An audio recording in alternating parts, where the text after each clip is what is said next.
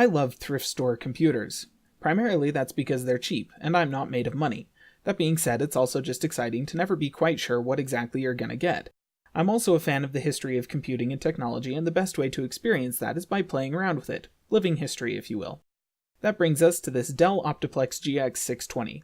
These things are obnoxiously common where I live due to the proximity of a fairly large university that has thousands of PCs that are constantly being cycled through. This machine would have been bought by a normal consumer 4 or 5 years back, and now it's cycled into the thrift market, likely because the person who bought it upgraded to an iPad. That's about all you really need to beat this thing out. That being said, it was only $6, so what the heck, let's clean it up and see what it'll do. Handling the disassembly and cleaning of the PC today is my lovely wife, who as you can see does know her way around a computer pretty well. At the heart of this machine, and the main reason I bought it, is the Intel Pentium D, which falls into that same gap I mentioned a few videos ago when we were dealing with the Pentium HT. After AMD released dual-core consumer chips into the wild, Intel spent a processor generation pulling tech down from their professional lineup in response, culminating in the Core series. In the meantime, however, they still had to produce something to stay competitive.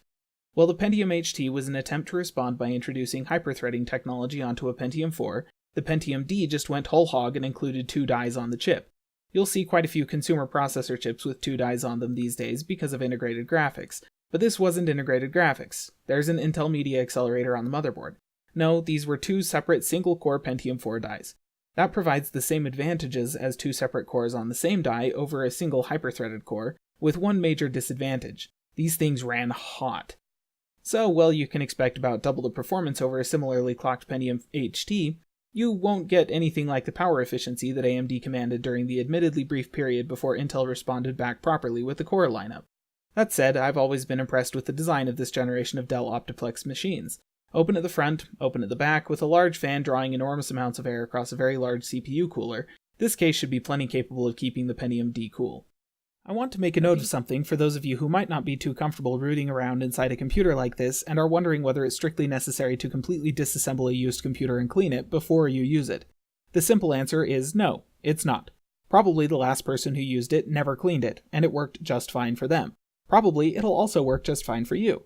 But look at that statement from the other side. The last person who used it never cleaned it.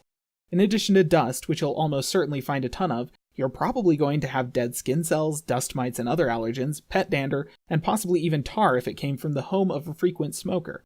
It's not really possible to say exactly what all this crap really represents, and so yes, you should clean it so the thing isn't exhausting that junk out the back of the machine and into your house. Now, do you absolutely have to disassemble the whole computer, pulling the motherboard out, and even taking the CPU cooler off to get it really cleaned? Well, sometimes maybe not. But consider that anywhere air circulates, you're going to have dust buildup. In this case, and honestly in most cases, that includes behind the motherboard, and that will always definitely include under the CPU heatsink. Speaking of the CPU heatsink, the other main reason you should clean up any used computer you get your hands on is to improve the performance. All these fans and giant finned aluminum chunks are there to help cool down the heat-producing components of the computer. The biggest culprit in that is typically the CPU, which is why it gets its own cooling assembly, complete with a fan. When the CPU heatsink gets filled with dust, the fan can't move air through it as effectively, which means it can't cool down as effectively, which means it will start throttling your speed to keep from overheating. Or it'll just overheat and start cooking your other components depending on the processor itself. So that's another great reason to just take everything apart and clean all the dust out. Just remember to reapply some thermal paste when you put the heatsink back on. We'll talk about what that means, as well as other tips for deep cleaning a computer in a future video. A PC like this would have originally shipped with an OEM version of a very low-end consumer graphics card, likely from AMD, despite the Intel chip on the motherboard. But the discrete card had been removed from this machine. Rather than relive the lousy experience of the last integrated Intel Media Accelerator I tested, I decided to add back in an OEM version of a low-end consumer graphics card from AMD. Behold the R5-240 with 2 gigs of DDR3 RAM. It's not great, but, well, it's not great. That said, it came out of a similar Dell business-oriented desktop, and heck, it's got 2 gigs of VRAM. It should be representative of the kind of thing you might expect to get if you buy one of these at a thrift store, though with probably at least 4 times the VRAM. It's not expensive to upgrade to graphics better than this.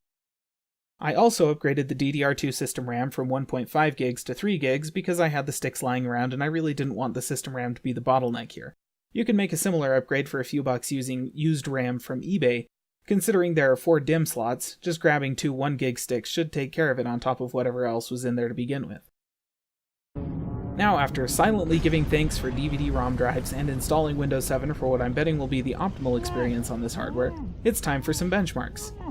I started by throwing a roughly contemporary game at the system with BioShock. This is the original version, not the remaster, and we started at high settings in 1080p. That resulted in what could be conservatively referred to as not great frame rates, and ultimately an unplayable experience for a first-person game like BioShock.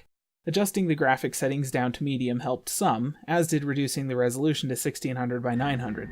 In the end, a combination of reduced settings and resolutions yielded an average frame rate of 34 FPS with lows only hitting 25 and a max of over 50. That's reasonably playable when everything is said and done. Jumping forward to, again, the most lightweight modern title I can think of, Windward averaged frame rates of 14.5 with a low of 13 FPS. In a lot of games that would be terrible. But this was at the highest settings in 1080p, and for a top-down game like this, it's actually totally playable. If your primary want is to play strategy games, I wouldn't hesitate to say that you could pretty much play any strategy game you wanted to, aside from maybe Civ 6 or Halo Wars 2. You might need to drop your graphics settings down to keep the frame rates up in the teens, but unless you're a pro StarCraft player, that should give you, again, a reasonably playable experience. Lastly, since I'm apparently in an irrational game psychological thriller mood, I booted into System Shock 2 and gave that a roll. And I'm pleased to say that at high settings in 1080p this system kept up handily with an average frame rate of around 57 and lows never dropping below 25, which, is refreshing considering that game came out in 1999 and this computer was released at the end of 2005.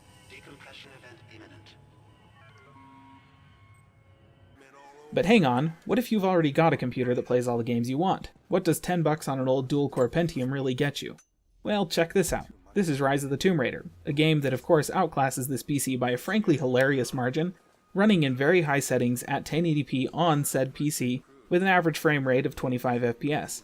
In fact, the frame rate lows never really drop below 20 FPS. As long as both concerned PCs have a wired connection to your router, this is the kind of performance you can expect on Steam's in-home streaming. That puts the heavy lifting on your more capable machine, leaving this machine basically just decoding and rendering 1080p video, which is a task that it is just barely up to, as long as the games you're playing work okay with a cinematic 24 FPS. So this machine does work. You can play some games on it. If you need a cheap way to just get the games from your actual gaming desktop into another room, and crucially they're all in Steam, this isn't a total waste of around $10. If you need something that'll get you online so you can check email and do basic word processing, this will technically do that as well. If you're trying to build your first gaming desktop on the cheap, well, let's just say you shouldn't be looking at anything even remotely related to the Pentium 4.